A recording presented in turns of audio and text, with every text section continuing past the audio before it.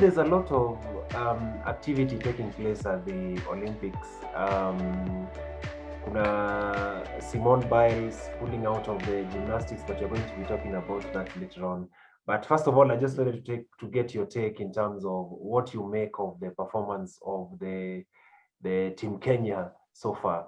Volleyball, beach volleyball, and rugby. Performance ijakuwa mzuri so far. What do you think? I just wanted to get your take on that. A quick reaction. As a Kenyan, of course, I'm supporting or I'm behind Team Kenya in the Olympics, but then normally they say results come their way. They don't come the way you want them, but they come their way. So far, we cannot say things so far so good, so far so bad, but a bit fairly in some games, especially in games like volleyball in the last two games against Korea and against Serbia this morning. At least we had some good showpiece, but then still losing 3-0 in volleyball. And it gives us a bit of worry that where are we heading to? Because if you're not even able to win a single set in an Olympics game, then how about winning a game? It will be much more harder. That's on volleyball. At least you have something to cheer for in volleyball. But then in games like boxing, quite a dismal performance. All of our 4 fighters were eliminated in the first round, in the round of 32 for the men's, and Nico Koth, and also for the female. That is Elizabeth Akinyi in the round of 16, and Christine Ongare also, same to Eli Ajowi, and more worse, a TKO against a Kenyan, Elizabeth Akinyi, in the second round. That tells you that we were kind of weak in the competition, and that's for boxing. When it comes to Shujaa, things are tougher in the group stages. We played a bit dismal performances here and there, but then at least we have something to cheer in the end of the road for the Shujaa, because at least we got a win against Ireland in the last match. That is for the 9th and the 10th place playoff, and at least we came 9th, so we have something wanasema kujivunia. That is for the men rugby team. But for the female rugby team, today again we started a bit low in the first game. Second game also we lost, but then looking for the third game, of which I am quite optimistic that we'll pull a surprise, because today in the second game, at least the Lionesses showed some energy and some good spirit of fighting back and winning.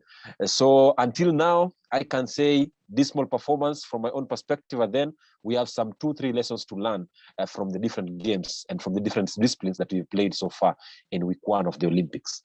Okay. Maybe a key thing that maybe people will be interested as outsiders looking from afar. The reality, is it that we found tougher opponents, or this time round basically the preparation process was a bit shaky? What do you think could be the contributing factor to this performance by the Team Kenya at the Olympics? Aside from experience, aside from tough opponents, I think the first major challenge that, or the first major hindrance that Team Kenya had is the COVID-19. And this does not only affect Team Kenya, it affects all countries and all teams participating in the Tokyo Olympics this year. Because if you look at the testing, the process of testing, they are testing 3 times. Before you travel, when you arrive, before the game, and also after the game. And that does not only apply to the athletes, but it applies also to journalists. So it's kind of tough and a tough measures. And again, looking at how, for instance, a team like Lionesses, the way they traveled in one batch heading to the Olympics. But then on arrival there, they were told the plane that you boarded, one person tested positive of COVID-19.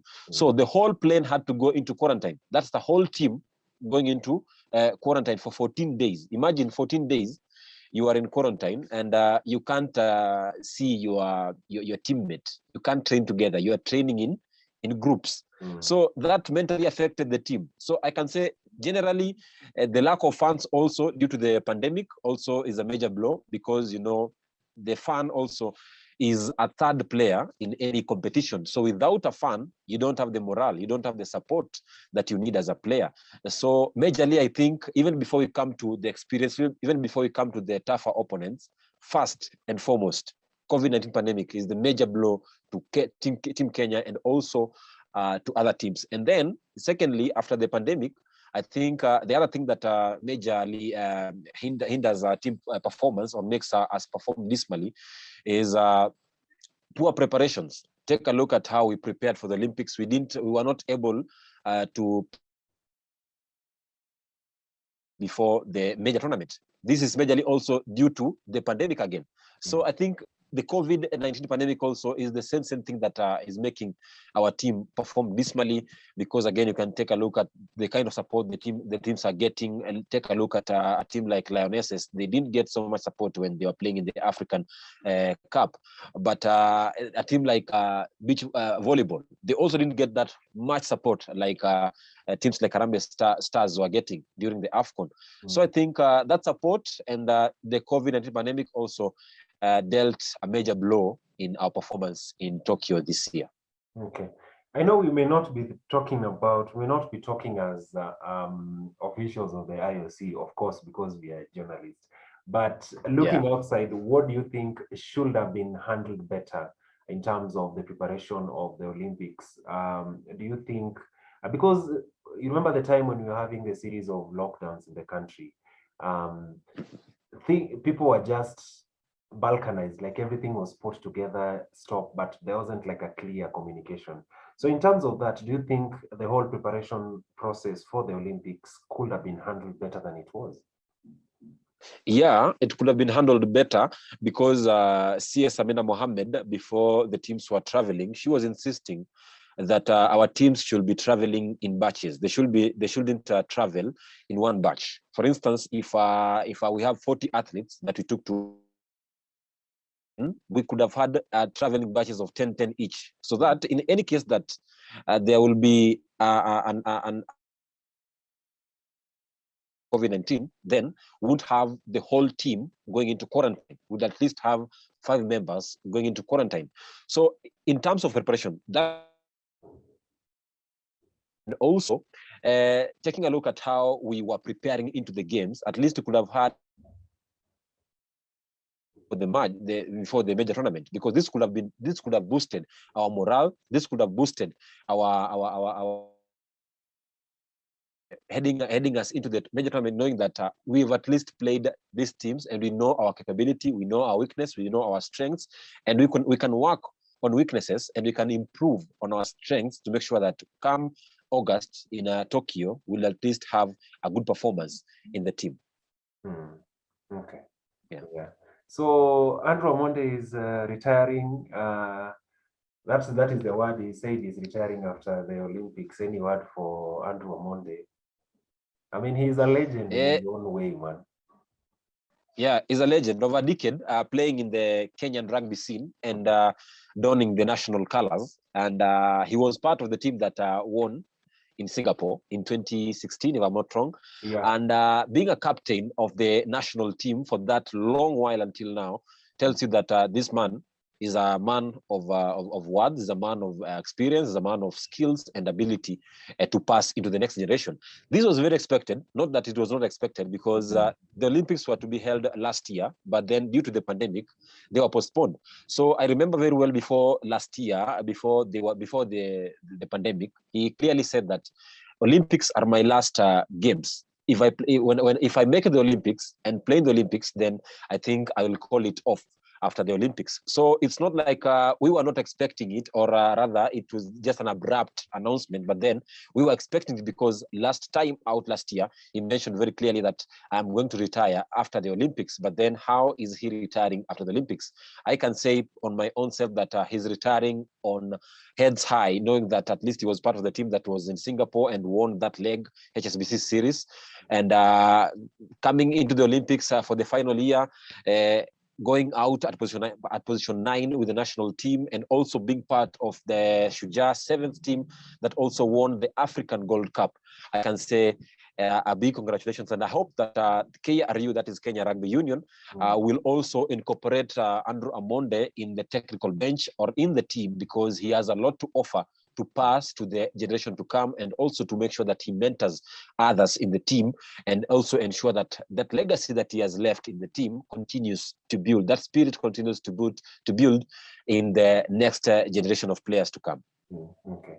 I think the biggest assignment for Namcos right now is the transition of the team, because now we're having players who whose time has come to an end. They're not going to be there for the next donning the national colors. As I said, we are just going to be giving our opinions as a journalist. How do you think the whole transition process should be from a sports journalist's perspective?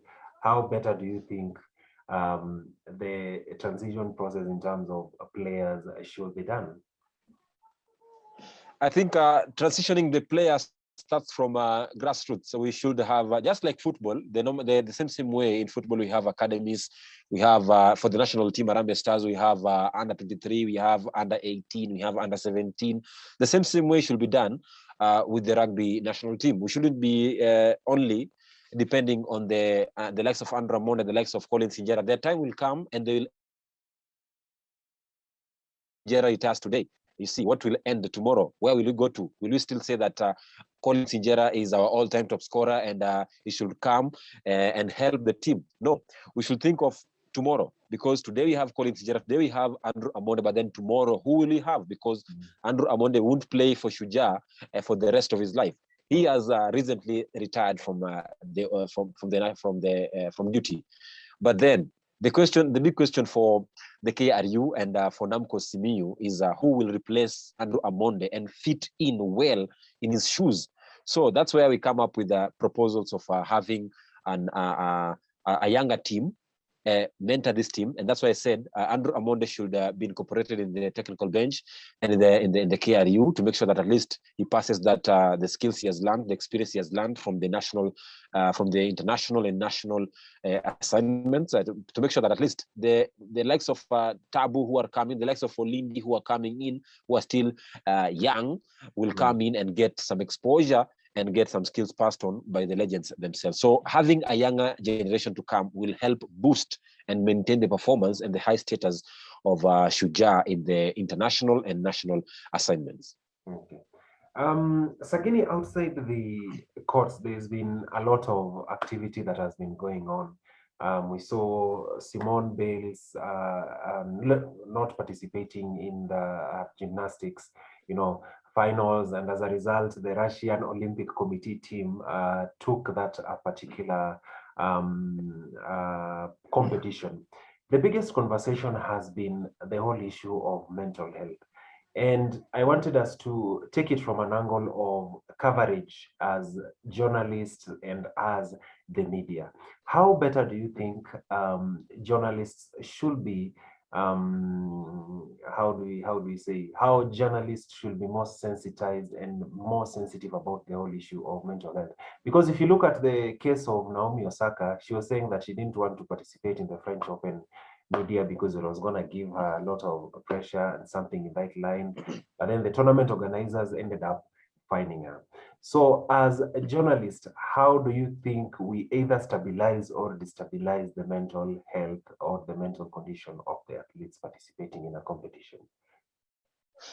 I think for once, I will be frank with myself as a journalist, because majorly or mainly what we look out for and what we are majorly out for is news. And if we don't get that news, then we don't have something to do. Our newsrooms will be empty and we will not have work.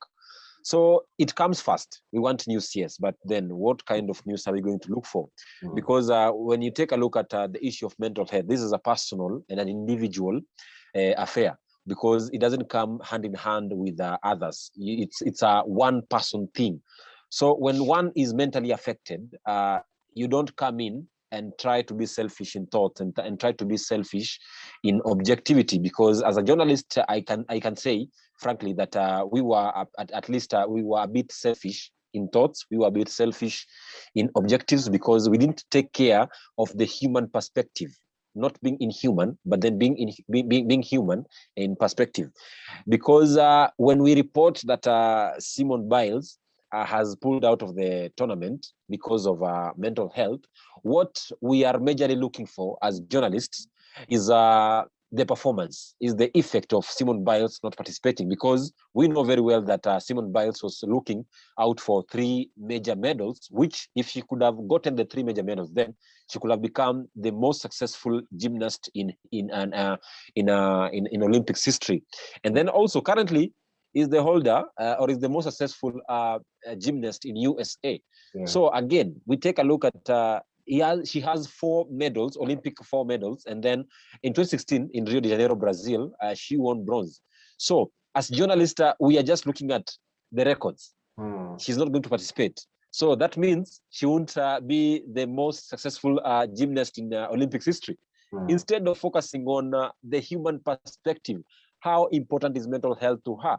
So I think in that opinion, or in that way, in that manner, in some way, we as journalists, we were a bit selfish in thought, we were a bit selfish in objectives, not considering that how is it affecting the athlete herself, and not how it's affecting the fans, and not how it's affecting or influencing the results and performance of the Olympics. You just talked about Naomi Osaka.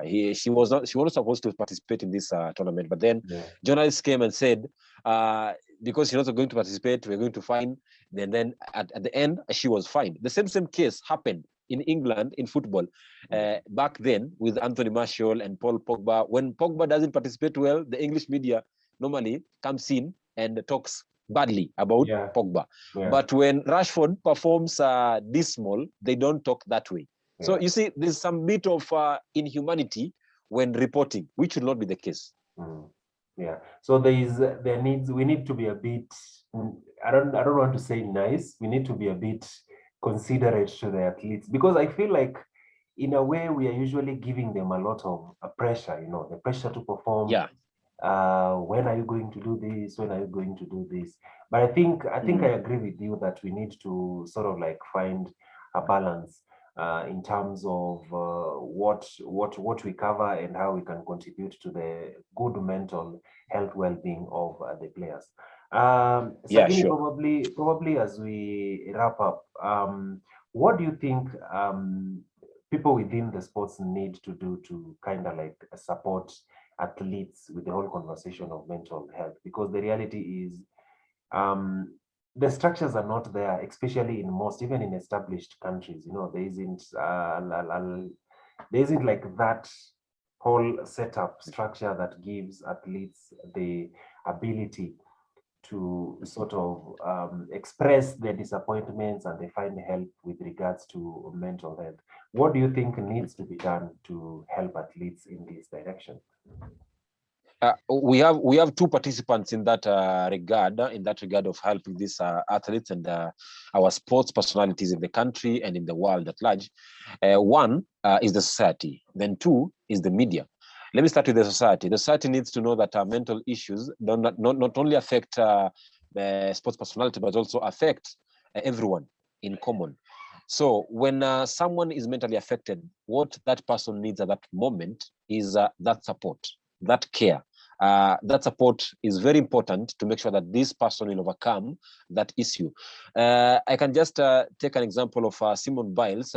Today morning, she posted and said the kind of support she has received from the world and from the society is overwhelming and very good, because it has helped her overcome the mental issue. And I think very soon she will overcome the issue of mental problem, and then maybe she will come back and participate in the individual apparatus and try at least to win some 2-3 medals in the history, because in the Olympics, because still until now she has not yet confirmed that she will not be participating in the individual apparatus that is starting on Sunday this week. So the society needs to understand that mental issue is something that can affect anyone in society. So what we need to do as a society, we need to support these people. We need to know that when somebody is affected in one way or another, what we're supposed to do at first instance is support them emotionally and mentally. Show them that we still care for you. Show them that we still know you. We still take care. We still have you as an icon, as an idol to our society. So, because if you try to reject these sports personalities in that moment, they'll feel like whatever I've been achieving in the past for the country, then they have not been appreciating it. But then if you show them that we appreciate the 4 goals that we've been winning for us in the last 4 Olympics, it will be easier for them to overcome that issue of mental health. For the journalists, we try as much as possible to be considerate, to be human at least, apart from just being objective, because this will help also the personalities also to overcome it. Because take a look or just think for yourself, what if that sports personality was your cousin? What if it was your sister? What if it was your brother? Would you report it the same way you are reporting it currently for Simone Biles? Of course not. You'll be at least considerate, you'll be human. So for others also, they are humans like us. Let's be considerate, let's be human, and let's remain also objective in the line of duty. That will help our sports personalities overcome the issues of mental health, not only mental health, but also other issues apart from just injuries, but related to mental health issues. Okay. Sagini, I hear people say that Olympics has not started for Kenyans. Yes, sure. Not only people, but also me. For me personally, Olympics hasn't yet started. So Olympics 2021 Tokyo will start tomorrow morning at 3 a.m. when we'll be participating in the 3,000 meters men's steeplechase. And I think until now, as I started earlier on, Team Kenya has performed dismally due to 1, 2, 3 things. We've not had any medal, any silver. We've only had 1 win. That is for the swimming. That is for our guy, Rosario, the name has gone off me. Rosario. I've forgotten Rosario do Salfio get. That one. So it's the only win that we've had so far. In rugby, boxing, shuja, whatever, name them. Taekwondo, we've not had any win. But I'm sure and I'm confident that start come tomorrow 3 a.m. in the morning until Sunday, until Monday, we'll have grabbed at least some gold medals, silver medals, and bronze. Because in the 5,000 meters for the men, for the women's, the likes of Helen Osando-Biri and Hyven Kieng in the 1,500 and the 10K also, we still have Helen Osando-Biri and the likes of Finish a Bet. I'm pretty sure that we have medals coming, raining. Not forgetting for the marathon for the men's, even though in the last London marathon, our champion, our lion, Eliud Kipchoge, didn't win against Shura Kitata of Ethiopia. I'm still confident that he will overcome Shura Kitata of Ethiopia come in the marathon for the men's. And in the 10K still, we have a big challenge here because our senior, who we were greatly boosting our hopes on, Geoffrey Kamworor, left the Olympics due to injury, an ankle injury. But then we have a good replacement, Rolex Kipruto, coming in to replace Geoffrey Kamworor. But then he is going to battle it against a Ugandan, Joshua Cheptegei, who is very, very, very good on track. But then I'm still confident that in athletics, we reign. We've been reigning in them. We've won around 35 medals in the Olympics since we started participating. This is our 15th time in the Olympics. So heading on to the track and field events tomorrow morning, I'm very sure that our time is coming. Our time has started tomorrow morning. Kenya is going to bag medals. Kenya is going to reign. They have shown us dust in other disciplines, but then in athletics, we know this is our stronghold. We don't have to. We have to make sure that things happen, because I'm sure even until now, when Team Kenya Athletics traveled to Olympics to Tokyo the other day, 2 days ago, they have been watching. They have been watching the shuja. They have been watching the volleyball. They have been watching boxing, and they've seen the results have gone left when they're supposed to go right. So they know that they are the only ones that the whole nation is clinging on, that you are our only hope in the Olympics, that we have to go to get some medals, because with you, we have high hopes. So even I have high hopes in the athletics team. Okay. Me, the word of advice I have, I only have one word of advice to the Kenyan team. Kama sio sasa ni sasa hivi.